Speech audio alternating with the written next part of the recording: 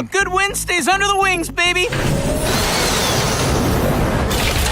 What the fuck are you doing? Oh shit! Evil Morty! Should I grab the net? Yes!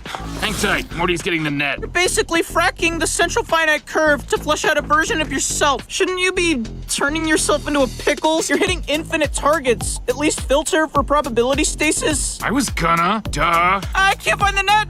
Should we just shoot him? You really think a douche that smug doesn't keep a force field on?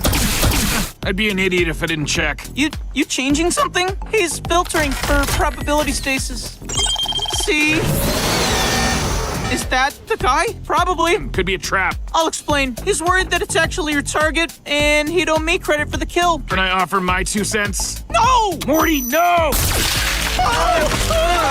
Everybody look at the bright side. Evil Morty got to experience being wrong before he died. It's true. That's what I get for talking to you instead of killing you.